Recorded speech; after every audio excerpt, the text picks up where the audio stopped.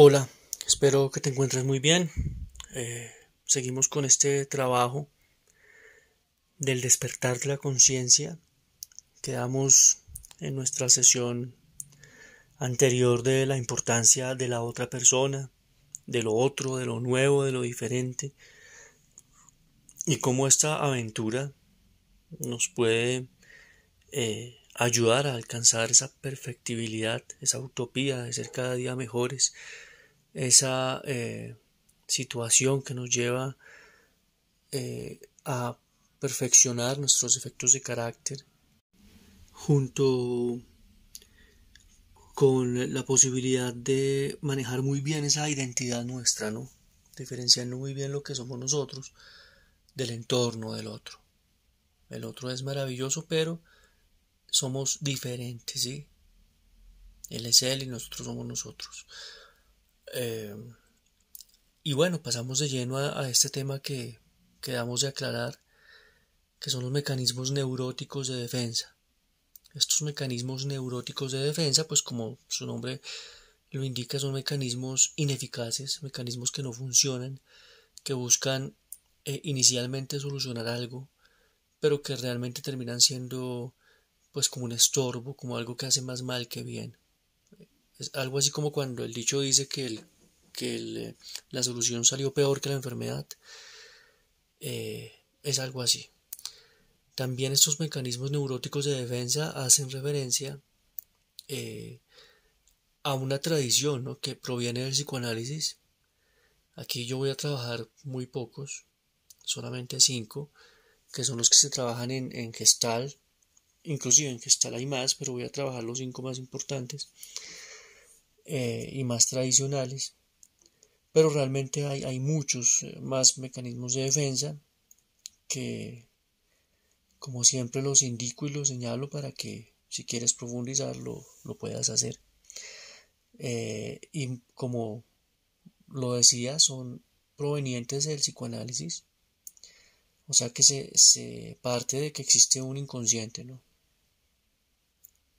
De alguna manera hay un inconsciente. Y estos mecanismos en teoría nos permiten mantener una autonomía, nos permiten mantener una autoimagen y cierto equilibrio frente a situaciones que son muy estresantes o que generan mucho temor para nosotros. Pero vuelvo y repito, la cura a veces es peor que la enfermedad. Nos quitan fluidez, genuinidad, nos restan espontaneidad y pueden volverse como un estorbo. Eh, Estos mecanismos neuróticos de defensa también de alguna manera amortiguan la realidad cuando esa realidad es muy fuerte e inaceptable. Pero pues finalmente la realidad es la realidad y va a estar ahí. Entonces empecemos. El primer mecanismo neurótico de defensa del que vamos a hablar es la confluencia. La confluencia. Esto tiene que ver con, buscando una definición muy sencilla, cuando hay dos corrientes de agua, por ejemplo de ríos, llega un momento donde pueden converger, donde pueden unirse y volverse una sola fuente de agua. Bien, una sola fuente de agua en común. Y esto es la confluencia. Esto ocurre mucho cuando, en psicología ya como tal, cuando una fuente, que puede ser un grupo de personas o una persona, confluye con esa fuente que somos nosotros y de alguna manera se amalgama, se vuelve como una sola fuente común. Y cuando ocurre esto, pues inevitablemente se borran las fronteras del yo, del self, con la otra persona, con el exterior, y de alguna manera como que se considera que todos pensamos igual. Esto pasa mucho en los grupos, en algunas ideologías, grupos religiosos, lo que tiene que ver con fanatismo, ¿no? Eh, Político, deportivo, de consumo, moda. Eh, Se borran esas fronteras del self y llega un momento donde pareciera que todos pensáramos igual. Se pierde, por ejemplo, en en la pareja, en la relación de pareja, cuando no se sabe manejar muy bien la identidad, se pierde esa identidad y llega un momento donde ya no se hace contacto con uno mismo, sino que solamente eh, se piensa en la relación o en la otra persona y se pierde la individualidad. Como decía, esto es muy evidente en los totalitarismos, en ideologías donde se pierde la libertad y donde se ejerce un poder por medio de el ser o el grupo al que le otorgamos el poder, un poder que anula nuestro poder individual. Refería yo también que esta confluencia también es muy evidente en la adolescencia, por ejemplo, cuando paradójicamente el adolescente en búsqueda de su identidad se vuelve uno solo con ciertos grupos de modas, de ideologías, donde se pierde esa individualidad. Y bueno, seguimos con estos mecanismos neuróticos de defensa. El segundo es la introyección. Introyectar, que es como comer, ¿no? Es incorporar actitudes, creencias de uno o de varios individuos. Lógicamente esto se hace si nos hemos sentido identificados con ellos. Esto lógicamente ocurre mucho con figuras de autoridad. Padres, lógicamente, papá, mamá, o también personas muy importantes en la vida, ¿no? Líderes religiosos, líderes políticos, ideológicos. Y decía que es como comer, ¿no? Esto Fritz Perls, el creador de la terapia gestal, lo relaciona mucho con el comer. ¿Sí? Es como si comiéramos algo sin masticarlo, sin procesarlo. De alguna manera nos va a generar tarde o temprano una indigestión y nuestro sistema va a necesitar expulsarlo o de alguna manera elaborarlo muy bien para que no sea algo que nos enferme.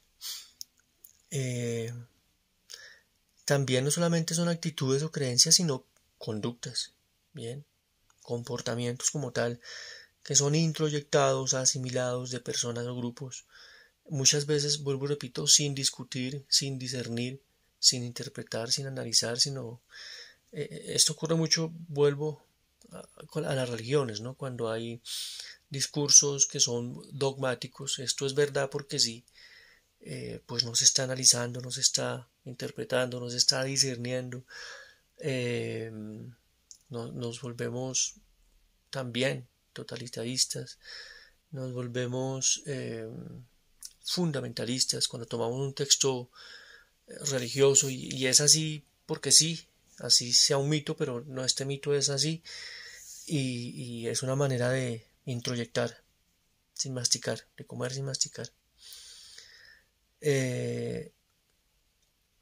También es la manera como juzgamos, ¿no?, a otras personas y sobre todo a nosotros mismos. Introyectamos esos discursos de nuestros padres, de la cultura, de los líderes, etc. Y de alguna manera, como están dentro de nuestro sistema, los usamos para juzgarnos a nosotros mismos y socavar muchas veces la autoestima. Casi siempre, pues decía, lo repito, estas introyecciones tienen que ver con líderes muy importantes, miembros importantes de la familia y también tiene que ver con madurar, ¿no? Yo creo que cuando maduramos, parte natural de madurar es buscar nuestra identidad, buscar lo que somos nosotros, nuestro sello personal. Suena sencillo, pero no es tan sencillo. Cuesta trabajo. Y es muy común ver cómo la gente empieza a hablar igual que su líder, a expresarse igual que su líder, a caminar, a comportarse igual que su líder, o que la persona que admiran, ¿no? Esta persona famosa que admiran. Y vuelvo y repito, la madurez también implica buscar quién soy yo realmente, sin estas introyecciones. Y esto de madurar pues tiene que ver también con hacerse responsable de lo que uno origina, ¿no? Muchas veces con la introyección ocurre un extremo, ¿no? En psicología Siempre decimos depende porque es que ese depende tiene que ver mucho con el equilibrio. En la introyección, la persona puede hacerse responsable de lo que surgió en el ambiente, ¿no? De algo que es de mi papá o de ese líder religioso, de otra cosa. Yo me hago responsable y yo digo es que yo pienso así cuando de pronto, o yo actúo así, o yo soy así cuando de pronto no. ¿Mm? Es, no está equilibrado, ¿sí? Como que todo es culpa mía, como que todo, no. Esto aquí hay un desequilibrio. Bien. Ahora vamos a hablar de la proyección. En la proyección es todo lo contrario.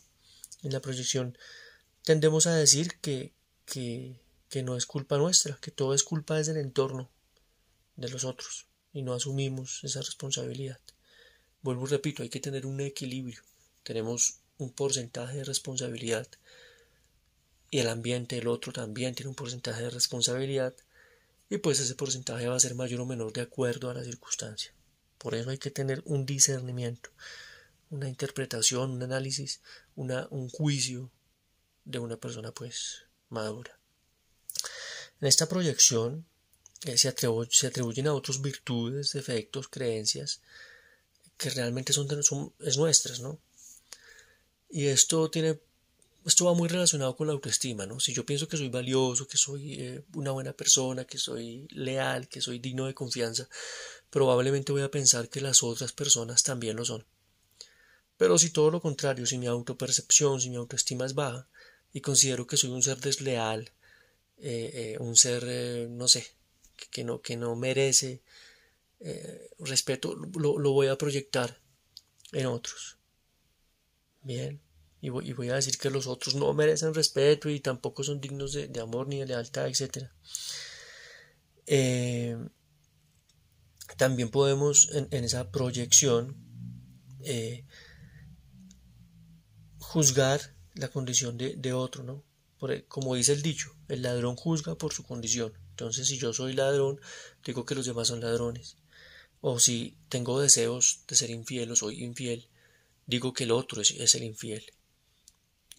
O ver esos efectos en los otros y castigarlos cuando realmente yo tengo esos defectos. Ocurre mucho con los hijos, ¿no?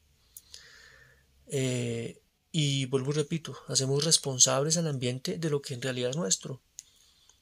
O por lo menos, así, puede que el ambiente tenga eso también, pero por donde deberíamos empezar es en nosotros.